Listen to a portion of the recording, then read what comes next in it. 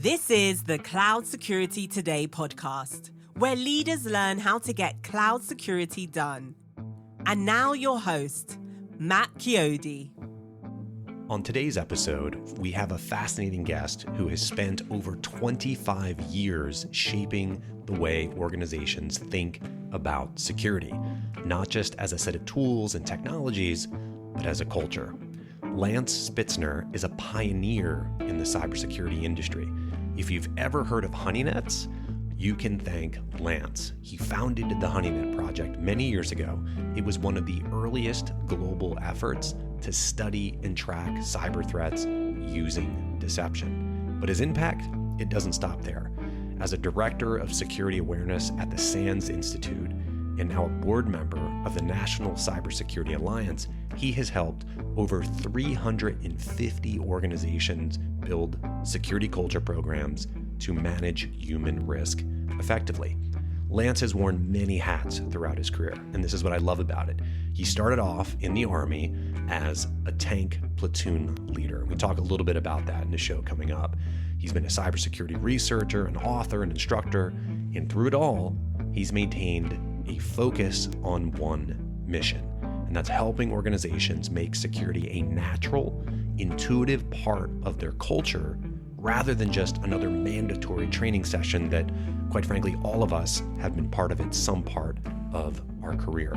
So in today's episode, we're going to dive deep into the differences between security awareness and security culture, furthering up also why traditional training programs often fail, how behavioral science can drive real change, and what leaders can do to create a security-first mindset within their organizations. Enjoy the episode. Lance, welcome to the show. Hey, Matt, thanks so much. This is going to be fun. Yeah. So I figured let's just jump right in. You've had a fascinating career, from serving in the Army's Rapid Deployment Force to founding the Honeynet Project to the work you've done at SANS. How did you transition from being a tank platoon leader to becoming what I consider to be a pioneer in cybersecurity? Sure. And in many ways, the career or the steps I took replicate so many others. So many people in this field, which I think is a wonderful thing, don't have what you would consider a traditional background, like something like computer science. And mine definitely is not traditional. So I started in college as a history major because I was very interested in and thought I'd be making a career in the military. So technology was nowhere on my radar. So I served 4 years as a tank officer in the military's Rapid Deployment Force. Something called 24th ID for anybody out there that has a military background. And what was really interesting, and in the military, they taught us the importance of know your enemy, or this idea of military intelligence. So even though I was a tank officer, I remember we do a lot of training, things like in the Mojave Desert, we'd have the whole company battalion out, and we'd be briefed by something called the S2. S2 in the military world, they're the intelligence officers. And so they would brief us on, okay, we're going to be going against the Krasnovians, which is code for the Russians. And they would explain, well, this is how they fight. This is how their military is set up. This is what a Russian tank platoon looks like, Russian tank company. This is how they can operate. The whole idea was the better you knew your enemy, the more likely you could defend against and defeat them. So 4 years in the military, loved my service, but said, you know what, this is not the long-term career for me. So got out and I'm like, okay, I'm a history major. I was a tank officer, but not really sure how that's going to translate to the business world. So decided to get my MBA to figure out what I wanted to do when I grew up. And while I was getting my MBA, just fell in love with this new thing coming out. And remember, this is the mid-1990s. Technology, IT, this new thing called the internet. So that's where my passion was.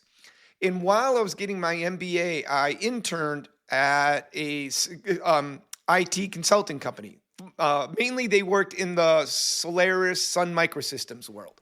Oh, yes. So grew up learning Unix while getting my MBA. And what was funny is they were primarily a database company. And there's this new thing coming out that nobody knew anything about called a firewall.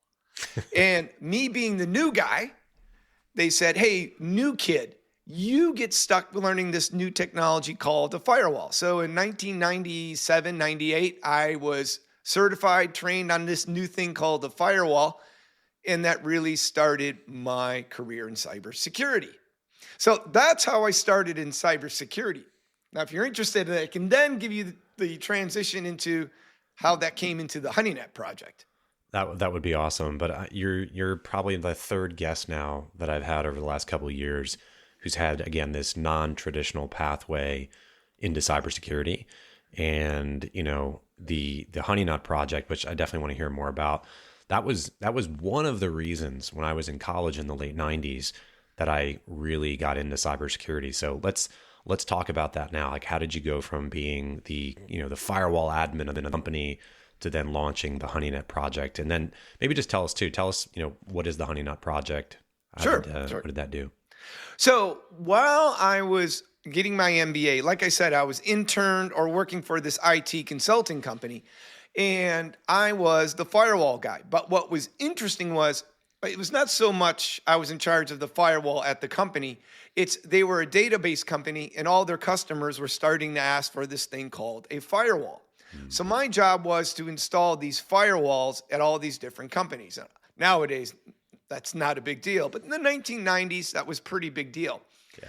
And what ended up happening is I was like, okay, once again, my job is to defend companies against these bad guys. It's just instead of the bad guys shooting bullets, the bad guys are shooting IP packets. And once again, I wanted to know my enemy. But in the 1990s and even the early 2000s, there was absolutely no cyber intelligence, if you will, cyber threat intelligence, nothing about who we were defending against. So I said, okay, I'll just figure it out myself. And I kind of learned about this thing called honeypots. But back then in the 1990s, honeypots were very, very crude. They were emulated. So I came up with the idea, okay, I'm not really good at coding, but I know firewalls and I know operating systems. So what I designed is I took and built a firewall. And back then, I had access to all enterprise stuff. So I've got enterprise Checkpoint. I've got enterprise Solaris systems. So I said, you know what? I'm going to reverse this. I'm going to set up a firewall, and I'm going to let anything in but nothing out. And behind that firewall, I'm just going to set up a bunch of computers, a network, and see if anybody hacks into it. And then I'm going to capture everything they do so I can know my enemy. And this is 1997, 1998. And boom, I was getting hits and learning. I was learning so much and getting so much data, I didn't know how to process it all. So I started reaching out to these people that were also working in this field. And back then they were brand new. Like this guy named Fedor wrote this new tool called Nmap. This guy named Marty Rush, who wrote this tool called Snort. And I'm reaching out to all these people, asking them for their help to better create these Honeynet environments and better learn and share this intelligence about cyber attackers. And that really was the genesis of the Honeynet Project. Now, nowadays, it would just be called an open source cyber threat intelligence project, which it was. It's just that back then, the concept was new and the tools were new. So it was a fun learning experience for just about everyone involved. That's amazing. That's a great way to learn, right? Like hands-on, just figuring it out, pioneering your way through it. Now, you've mentioned a couple times Know Your Enemy. Was that a book that did you write a book, Know Your Enemy? Like that really stands out in my head. Yep. So the experience I had with the Honeynet Project, we wrote this book called Know Your Enemy. Nowadays, once again, you would read the book and you're like, oh, duh, this is common sense. But back again, 25 years ago, it was pretty radical stuff. We're capturing data about cyber criminals, how they're coming after us. And once again, it was a great learning experience. And really, that was what the Honeynet Project was all about. Not only learning, but sharing with the public everything we learned. And that's, like you said, that really helped develop me because I don't have a computing background, a computer science, a coding background. So everything I was learning hands-on. So you started off being maybe not a programmer, but still deeply technical, being able to understand, build these things out. Was there a specific moment or an event in your career that made you realize that the human element of security was the key to reducing risk rather than just technology? Well, absolutely. So it was after about, I'd say around 2010, around there, 2005, 2010. It wasn't a specific moment, but you could see this progression where I just repeatedly saw it was people that were involved, both people as in the cyber attackers, but also people as in the victims or the target. And in the early 2000s, technology made a radical difference. The concept of, hey, you know what? Maybe we'll have the firewall turned on by default. That was in 2004. Absolutely radical. Or, you know what? We'll have the computers automatically update on their own. Absolutely radical. And the whole idea is I quickly saw how technology was having a huge impact. But around 2000, especially about 2008, 2009, we hit a point of diminishing returns because we started getting really good at using technology to secure technology. And through my watching and learning of cyber attackers, I simply saw them shift what we would now call their TTPs, tactics, techniques, and procedures, and really their methods, and how the methods shifted from targeting technology to targeting the human. And really what was happening is we were getting so good at using technology to lock technology down that the cyber threat actors were simply shifting and now targeting the weakest or most vulnerable operating system, which would be us, the human. Interesting. So it wasn't one specific thing. Oh, back to your question. No, it was not one specific incident. It was just this idea of I started seeing it more and more and more. And the part that was really frustrating me is I was seeing this progression, but the rest of the security community was just locked in 100% on the technology side. And in some ways, we still suffer from that. So I almost felt it was like both my passion and mission to try to get the entire community to realize, hey, this is not just a technology issue. It's also a human issue. And I think we're hitting that tipping point where CISOs on down are beginning to realize that. I would agree with you. I think we're slowly getting there after 20 plus years. I'm reminding almost on a daily basis, helping to run a business where I'm at now, and I see things all the time, right? And we're a cybersecurity company where I'm like, okay, it is really the human element that is the large portion of it. And so I think when most people think about the human element, immediately they think security awareness. Yep. And I know that you're passionate about that. You've been posting recently on security culture versus security awareness. I'm curious, how does security culture, how is that different from security awareness, and why should organizations focus on culture instead of just training and behavior? Sure. So they're both good things. They're both all about addressing the human side. Security awareness, it's not one or the other. Security awareness is a subset of security culture. Security culture is more broad and strategic. Security awareness is one part that contributes to your security culture. So traditionally, you'll see organizations start with security awareness. That's where they're training their workforce to exhibit the behaviors we want. And really, that's what security awareness is to me. Now, different people have different definitions. And I'll be honest, security awareness has a bit of a bad reputation, and in some ways, rightfully so. Traditionally, 10 years ago, security awareness was very much compliance. Once a year, death by PowerPoint, once a year, annual training. Hey, we checked the box and that's it. Now, is that going to secure our workforce? Absolutely not. Nope. So in today's world, security awareness means, a very structured, a very regular interaction engagement with your workforce to really help drive behavior change. But like I said, security culture is above and beyond that. Think of it this way. Security awareness is about behavior, what people do. Security culture is about attitudes, perceptions, and beliefs, what people think. So if you have a very strong security culture, people are going to prioritize security, believe it's their responsibility. So in a strong security culture, people are far more likely to exhibit the behaviors we want.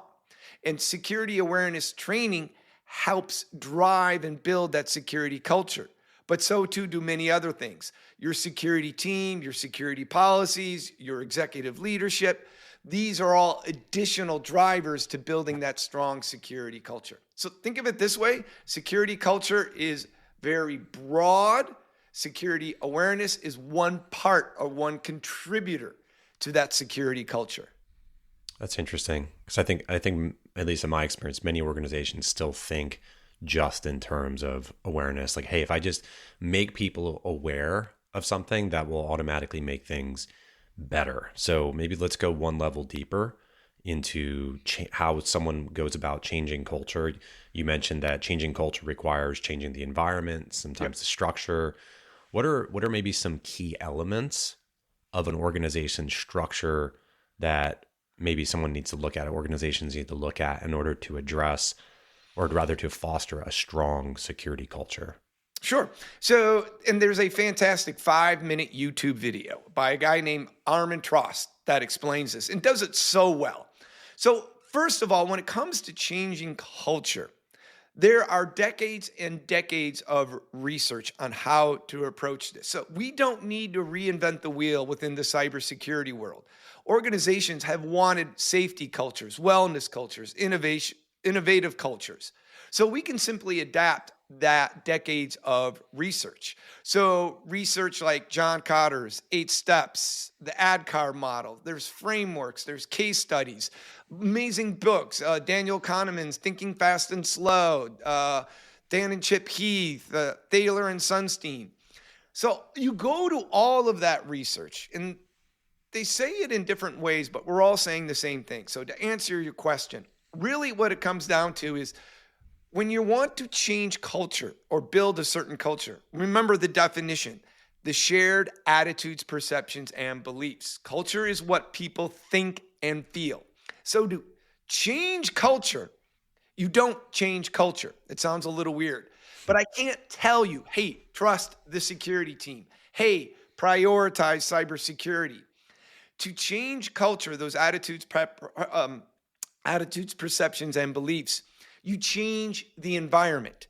And by changing the environment, that will ultimately drive both behavior and then ultimately the culture change. So for example, I can't tell people, hey, security is important. What I need to change the environment. So compensation models, bonus models, promotion models, KPIs include elements of cybersecurity. So, for example, this is precisely what Microsoft is doing right now with their Secure Future initiative. I can't tell you, hey, trust the security team. They're good guys and gals. Instead, the security team has to interact and engage with the workforce and be perceived, approach it from approachable, a collaborative, enabler, helpful.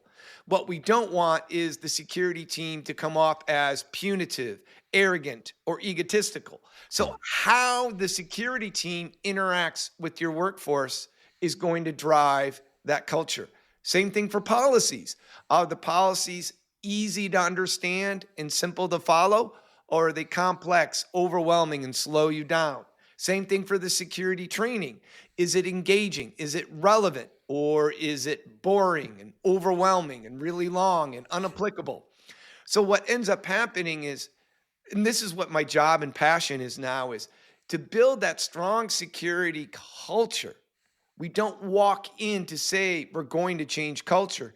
We help organizations structure their environment so it ultimately drives that security culture that we all really want. That's interesting. I don't think I've heard that before, but you mentioned Dr. Trost, and there was a couple. I was looking at one of your LinkedIn posts from a few weeks back, and again, he gave some insights around building culture through actions, yes, rather than directives. Maybe talk a little bit, get really practical for us. Maybe what are some steps that security teams can take to lead by example? Sure. So let me take it just a step back and just provide an example that we all are well aware of. So what happened? So example, I've been working in culture for over 10 years now, and I keep finding myself working with human resources. Like I said, organizational culture is not new. And the whole idea of building the culture you want is called organizational change. It's a whole field of study. And when working with HR, they have a fantastic term called music versus words. The music is what your workforce truly thinks, feels, and believes. That's your culture. The words are what leadership says. And in a healthy environment, what leadership says, the words, and what people think, the music, are aligned. So leadership will say, hey, we are an employee-friendly, family-friendly, supportive environment. We take care of our people. We are a family. That's what leadership says. Now, what does people think? Well, that depends on what leadership does. Leadership says we're a family. Now, are they giving people time off? Do they have good health care? Are people working 40-hour weeks or 60-hour weeks? What happens if one of their children becomes sick? So when leadership says we're family friendly, they really enable that through their actions. So in other words, are they giving people time off, or are they telling them, no, you can't go take care of your sick child? Are they making them work 40 hours a week, 60 hours a week? So what leadership says does not drive the culture. What leadership does drives the culture. In other words, what behaviors do leadership reward? What behaviors do leadership punish? Or in some ways, what are the worst behaviors that leadership tolerates? That can quite often drive your culture. So once again, that's this idea of the environment. Our security culture is going to be driven by the environment. So for example, let's walk in, and the first thing I always do is try to get a vibe of what's the organization's overall culture. Because how the security team interacts with the overall organization is driven in part by the culture. I like to say we're not trying to change people's culture, we're trying to embed security into it. So let me give you a very specific example. Let's say we walk into an organization, and their culture is a little bit more outgoing, or maybe they're trying to become a little bit more innovative. So, for example, the adoption of AI. And quite often, security teams can be a blocker to innovation. Innovation is scary. We're trying new things. And security teams often say no. And especially in an innovative environment, if security teams just say no, they're quickly perceived as a blocker. They quickly start avoiding. Hey, and this is where we start changing attitudes, perceptions, and beliefs. Security is friction. Security is a blocker. Do not interact with the security team. We need to avoid them. And as a result of these negative attitudes, perceptions, and beliefs, security is no longer built into the processes because the security team is perceived as blockers. I want security to be perceived as approachable, helpful, enabler, collaborative. But I can't just tell, hey, developers, the security team is great. You should interact with them. And yet every interaction with the security team is painful, drawn out, overwhelming, and complex. So I can't tell people to trust and approach the security team. I've got to change the process. So what I would do is, for example, for the security team, I would create a partnership template. And anytime developers, product managers, business units approach the security team, I would say, security team, here is a questionnaire. Start with this questionnaire. And what the questionnaire does is it starts the security team to start asking questions. Okay, what does your team do? What's your goal? What's your mission? How do you contribute to the overall business? How do you like to communicate? What are your biggest challenges? So now what we're doing is the security team is trying to better understand the business unit so we can always get to yes. So a business unit may go, hey, can we do X? And the security team will say, no, you cannot do X because it's too risky. But then goes the extra step. But to help achieve your mission, we're going to help you do Y. And if we do Y, then you will be able to achieve your mission far more securely. So the security team is no longer just technical experts saying yes or no. They're becoming business partners, enabling all these different teams to achieve their goal. Really, the biggest mentality, and this is what I love about Amazon. Amazon has one of the strongest security cultures, and they call it Job Zero. Amazon has really built into their security teams to help drive this culture that the security teams, and this is literally Amazon's words, security teams are in the customer support business. They're a customer service business. Business units, product units, different departments do not exist to be secure. They exist to achieve their mission, which contributes to the overall organization.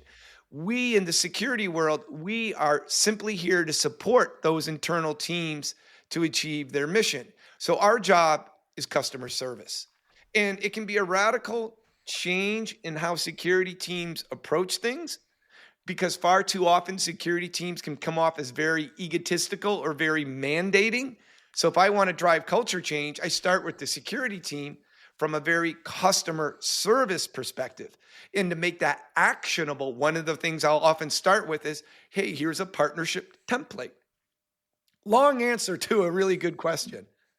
I love it. I mean, it makes complete sense. And, in the organizations that I've worked in over the last 20 years, I've seen various different cultures in effect. Like you said, both the overall organizational culture, which definitely plays then into the security culture in the organization. I've been in organizations where the culture has been toxic. And if you have a toxic culture, it doesn't matter what you try to do as a security team, you're not going to overcome that greater organizational culture. So 2 quick things on that. One thing I like to say is every organization has a security culture. The question is it the one you want? And I loved your toxic example. Let me give you a more specific example. I see a lot of organizations, a lot of security teams spend a lot of time training their employees, their workforce, to identify and report an incident or report a suspected attack, like a phishing email or maybe a social engineering phone call. So that's great, but let's take your point of a toxic culture. Let's say we have a toxic security team and people are afraid of the security team. Now, the security team's done a real good job of training and making people aware of how to identify and report an incident or an attack. We're developing the human sensor. But to your point, the culture is toxic. So now the question becomes, how safe does an employee feel reporting an incident if they know they caused it? If you have that toxic or punitive culture or very arrogant, egotistical security team, people may know, oh, hey, my computer's infected. But if I report it, I'm going to get in trouble. So maybe they're like, maybe if I just pay the $500 ransom, the cyber attackers will go away and nobody will know. So absolutely, and that's an example of where you can have the best trained workforce in the world. But if you have a very toxic culture, people are not going to exhibit the behaviors we want. So you mentioned having a partnership template, right? Yes. Something that teams can start with when they engage with somebody in a business unit, basically anybody outside of cybersecurity. I love that Bingo. concept. Yeah. You mentioned Amazon kind of as a role model in this space. They want to create the most customer-centric organization. I think that's their mission statement, something like that, or it used to be. So that makes sense that would then bleed out into their cybersecurity team. So beyond the partnership template, is there any other practical steps, maybe 1 or 2 things that if someone's listening and they're like, this makes total sense, where do I start? So partnership template, what else might you recommend? Well, like I said, first of all, take a step back and look at the biggest levers. The biggest levers that drive your security training are the security team, your security policies, the security team, security training, security policies, and just leadership in general. I often like to start with the security team because that's the one we have the greatest influence over. It's hard for me to go to the CEO and say, hey, we need to change the compensation structure to include cybersecurity. Quite often we don't have that influence, but I like to start with the security team and or the security policies. So let me give you a couple more examples. First of all, like with security policies, one of the things you can do is review and identify which policies do our workforce hate the most. That's really easy to find out. And then you can then try to simplify 2 or 3 of those policies. And I've got a whole process on how to simplify policies. In fact, that might make a good blog post. But to your point, well, what are some easier or quick wins on how to really start building that culture? Here's 2 more quick wins, and I'm going to go with the security team. 1, security teams, especially if they have highly technical people, tend to be horrible communicators. Not only because do we lack the training in it, but there is, once again, we're going to the field of human science here, a cognitive bias called curse of knowledge, which states the more of an expert you are at something, the worse you are at communicating it. Because for you and me, cybersecurity is simple. It's our expertise. So we assume it's simple for everyone else. So what happens is traditionally, security professionals who are already by nature quite often bad communicators send out emails or communications to the workforce, and we tell people to do X and they don't do X, and then we get all mad at them thinking the X is so simple. Obviously, they're not motivated. It's not a motivation issue. It's an ability issue. We're telling people about things like VPNs and MFAs and single sign-on, and they just don't understand us, and the behaviors are really difficult and overwhelming. So one step I see a lot of organizations with stronger security cultures, what they'll do is they'll embed within the security team somebody with a lot of communications expertise. Either hire an individual or partner literally with the comms department. And quite often this individual is not a security expert, and that's a good thing. I already have enough security experts. What I need is somebody that has communication expertise. Now, they're going to learn the fundamentals of security and the concepts, but in some ways, it's almost an advantage if they're not highly technical because they act as a gatekeeper. If the security team wants to roll out a new tool or messaging and that gatekeeper does not understand it, neither will the workforce. So one of the ways you can start making security simpler, the security team collaborative and more approachable, is hiring that communications expert who not only communicates in a way where it's easier to understand, but part of the translation effort is, hey, how you, the individual, is going to benefit from this. So, hey, we're rolling out password managers. What's the benefit? We're going to make your life so much simpler. Hey, we're going to be rolling out MFA. What's the benefit? We're going to allow you to, fight back against those evil attackers, take total control of your life and lock them out of all of your accounts. So I would start with the communication, make the security team and security much easier to understand, much more collaborative, much more engaging.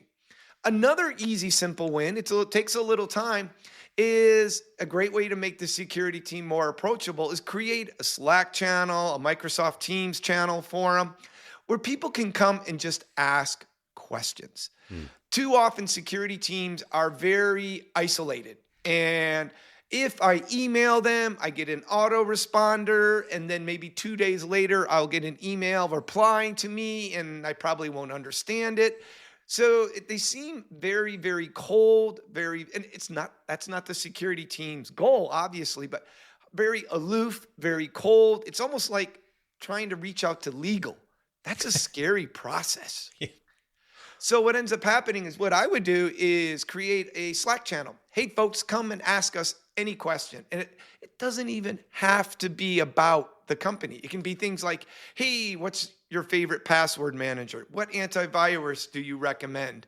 Things along those lines. And what you're doing is you're making the security team much more approachable, much more collaborative. You're enabling people. And really, this is what it comes down to is There's not one single thing we do to build our culture. We're continuously building our security culture every day. And it's really driven by people's daily interactions. Every time they have a positive security interaction, we're building a stronger security culture. Every day they have a negative security interaction, we're driving a more negative security culture. So what we want to do is increase the number of those positive interactions and lower those negative interactions. And like I said, normally that starts with the training, the security team, or the security policies. And I always like with the security team. And just one final thing, it's not that the security teams are causing harm with malicious intent. They just perceive things through technology. And the biggest difference between securing a computer and securing people is computers do not have feelings. People do. And if you can engage people through that lens of empathy, that is where you start really driving that culture. You mentioned a couple minutes ago that you mentioned AI, and AI is obviously becoming more integrated into the workplace. And pretty much any app that I use anymore has some type of co-pilot that is in it. Even when I opened up a documents in Adobe Acrobat, it's like, hey, do you want me to summarize this document for you? And how do you see that impacting security culture? And I guess the second part of that would be, are there any steps that you think organizations should take now to prepare for AI-driven changes, specifically around cyber? So yeah, AI is ultimately, it's just like a technology. In many ways, we went through this process 10 years ago when we did the cloud. Just like you said, 10 years ago, you could tell what was cloud and what was not cloud. Now everything's so blurred, it's kind of hard to do anything now without touching the cloud. And we're quickly going the same way with AI because just about every cloud tool we use has AI functionality built into it. If you're using Microsoft Office, guess what? You're using AI. So once again, it's a very, very powerful tool. And what it comes down to is, how does that impact security culture? Well, there's two sides to it. There's one, here's all the risks related to AI, and we have to manage those risks. More innovative cultures, more innovative cultures are going to be like, yes, let's adopt AI. So in those environments, security teams cannot say, stop, no AI, it's evil.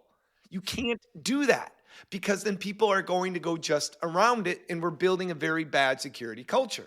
What those security teams have to do is, hey folks, there are some risks with AI. Let us show you how to use it securely. So things like only use these certified enterprise versions of AI, or things like don't share any sensitive data with AI. AI can give you bad results. And so there's all these ways we can manage those risks. We just simply can't say no. There's certain organizations where security teams will say no, but those tend to be very conservative, very risk-averse organizations.